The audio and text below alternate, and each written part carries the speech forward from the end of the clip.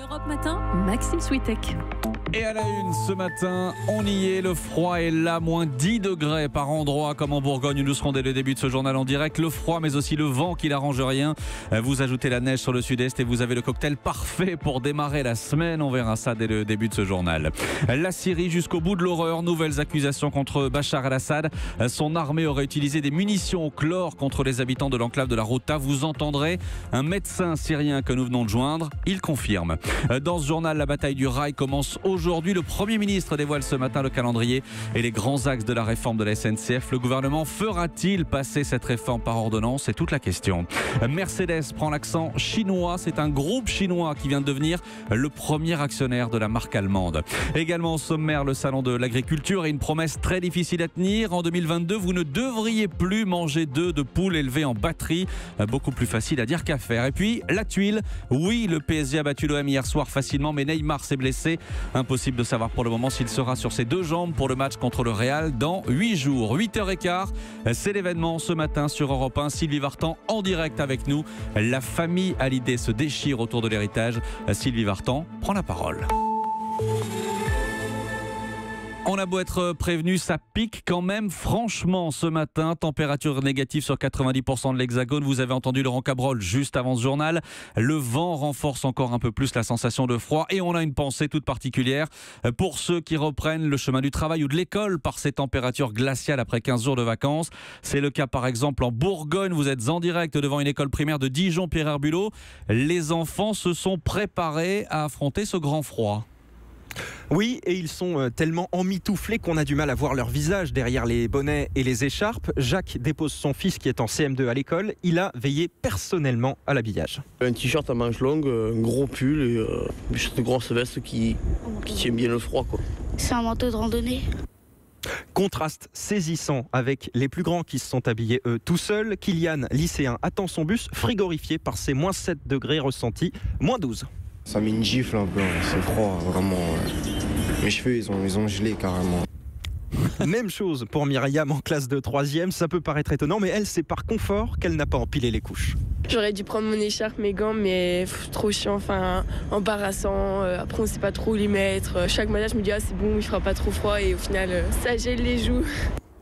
Les joues gelées, les cheveux gelés et surtout le moral à zéro. Froid plus rentrée, c'est un peu la double peine pour tous ces jeunes. Eh oui, difficile. Pierre Herbulot en direct de Dijon pour Europe 1. Merci Pierre. Ces températures polaires ont poussé 37 départements à déclencher le plan grand froid, ce qui signifie que plus de 3000 places supplémentaires ont été ouvertes pour l'hébergement des sans-abri.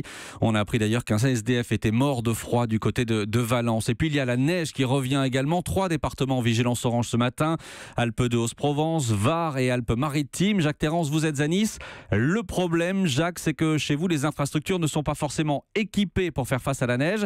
Un exemple tout bête, l'aéroport de Nice. Depuis vendredi, tous les services de l'aéroport de Nice préparent l'arrivée de ces flocons. Ils savent que ça peut devenir problématique parce qu'ici, l'aéroport n'est pas vraiment équipé. Par exemple, il n'y a aucun chasse-neige. Des lames à neige ont donc été installées à la dernière minute, vendredi, sur des véhicules aéroportuaires pour pouvoir dégager les pistes. Et puis ici, il n'y a pas non plus de système de dégivrage des avions et ça c'est encore plus embêtant, explique Isabelle Baumel, l'une des responsables de l'aéroport. Nous avons très rarement de la neige à Nice. Nous avons un plan neige qui nous permet de gérer la crise, de sauvegarder on va dire au maximum l'activité. Maintenant il est sûr que des retards peuvent être à prévoir ou en tout cas des perturbations sur le traitement des avions. L'aéroport a du coup prévu un stock de nourriture pour d'éventuels passagers bloqués, passagers qui pour l'instant semblent plutôt compréhensifs. C'est pas des situations qui nous arrivent beaucoup. Moi, je suis plutôt zen et donc j'attendrai tout simplement. Est-ce que ça vaut le coup de faire un investissement sur des équipements de déneigement quand il neige une fois tous les 10 ans à Nice? On acceptera. Et ce risque de chute de neige sur le tarmac de l'aéroport est prévu jusqu'à mercredi matin. Nice, Jacques Terrance, Europe 1. L'autre grand titre à la une de l'actualité de ce lundi matin, c'est la Syrie. Malgré le vote ce week-end à l'ONU, vote favorable, un cessez-le-feu d'un mois, les bombardements se poursuivent sur l'enclave de la Ghouta. 530 morts en une semaine parmi les civils.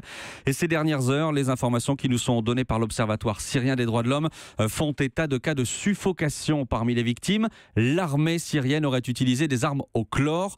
Écoutez le témoignage de ce médecin syrien joint ce matin dans un hôpital de la Ghouta.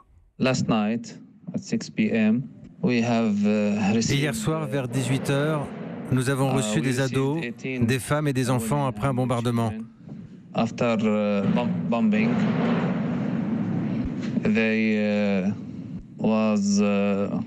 Ils avaient les muqueuses et les yeux irrités et ils avaient la nausée.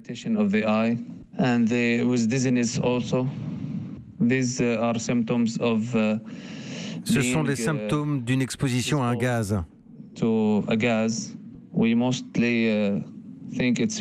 Nous pensons que c'est du chlore. Ça sentait dans l'ambulance. Un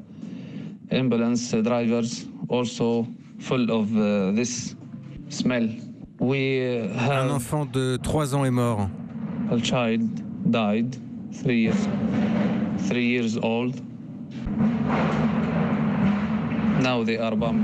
Attendez, ils sont en train de bombarder, je coupe.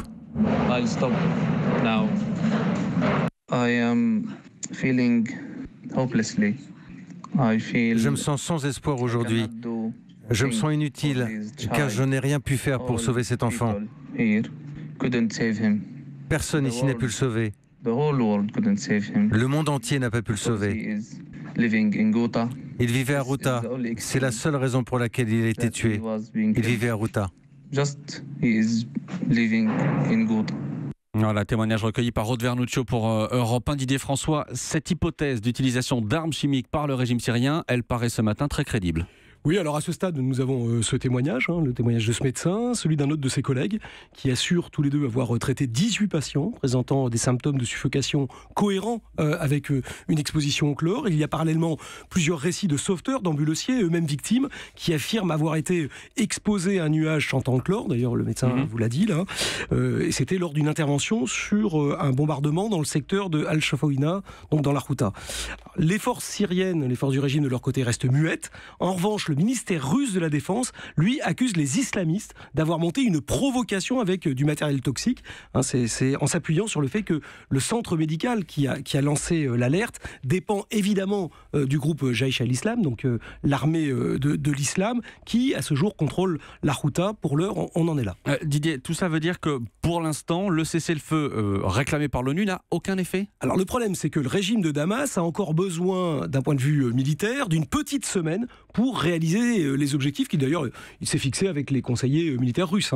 Et donc vous avez bien compris que la Russie a parfaitement pris en compte ses impératifs opérationnels lors des négociations menées au Conseil de sécurité, où elle dispose d'un droit de veto, ce qui fait que les Occidentaux ont dû accepter un compromis s'ils voulaient avoir cette résolution, alors qui appelle certes à une trêve sans délai, c'est le terme exact retenu dans le texte, mais qui n'exige pas de cesser le feu immédiat. Il faut donc maintenant s'entendre sur les modalités d'application de la trêve, ce qui offre aux forces loyalistes le temps dont elles ont besoin pour terminer vraiment sans entrave leur besogne. Merci Didier François. Europe 1, il est 8h08. C'est dans 2 heures maintenant qu'Édouard Philippe va battre ses cartes, le Premier ministre, face à la presse pour dévoiler la méthode, le calendrier et les grands axes de la réforme de la SNCF.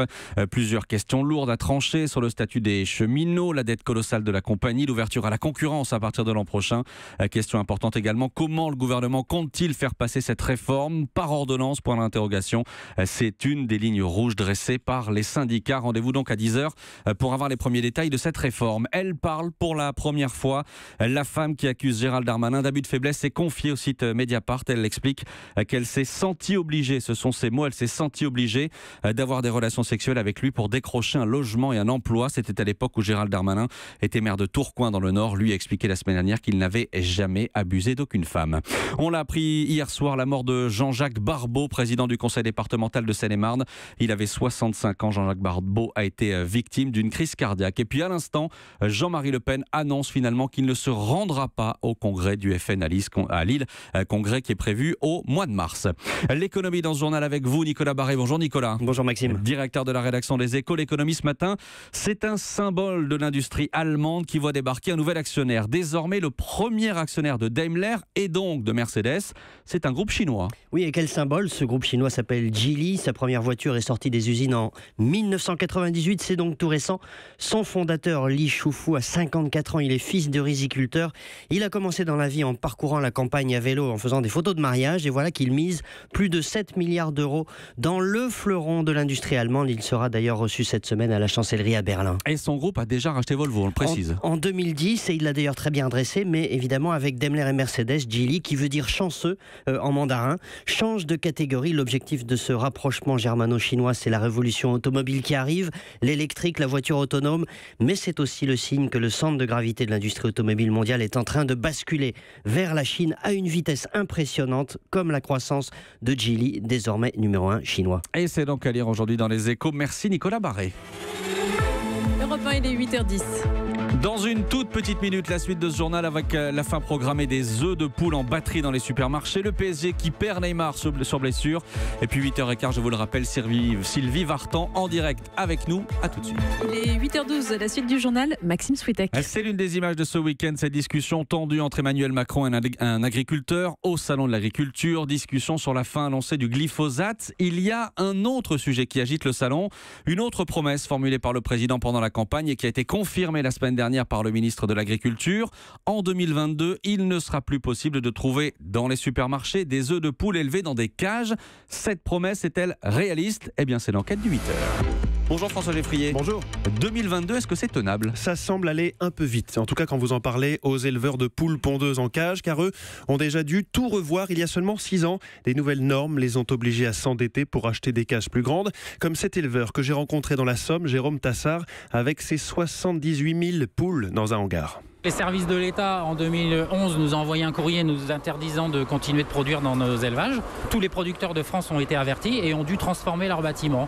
Nous, on n'a pas pu transformer l'ancien, on a dû reconstruire à côté et on est reparti sur un investissement de 2 millions d'euros, amorti sur 15 ans, donc jusqu'en 2027. Donc Monsieur Travers qui nous dit aujourd'hui, vous devez stopper, moi je ne vois pas comment on peut faire. Et ils sont 400 élevages en France à utiliser des cages. C'est une minorité, mais comme ils sont plus gros, ils représentent 2 poules sur 3, soit 33 millions de bêtes. François, il y a une chose à préciser, cette promesse, elle ne concerne pas tous les œufs, mais seulement ceux vendus en supermarché. Exactement. D'un côté, les œufs que vous achèterez tels quels dans des boîtes en 2022 proviendront d'élevages sans cage, mais de l'autre côté, les œufs dans les plats préparés, les mayonnaises, les gâteaux que vous achèterez en supermarché pourront provenir encore d'élevages avec des cages. Ça peut donc sembler un peu hypocrite et ce n'est pas sûr que ça tienne juridiquement, selon la porte-parole de l'association L214, Brigitte Gauthier, qui lutte contre les élevages en batterie.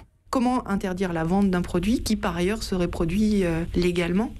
Alors qu'une interdiction totale d'élever des poules en cage de batterie, là, on est dans de la logique, c'est très facile. Et là-dessus, pour une fois, même le syndicat des producteurs d'œufs est d'accord avec l'association L214. Aujourd'hui, la grande distribution a déjà commencé à renoncer aux œufs de poule en cage. Oui, on n'en trouve plus chez Monoprix. Quant au Carrefour, Intermarché, Auchan, ils se sont engagés. Mais pour 2025, le gouvernement voudrait 2022.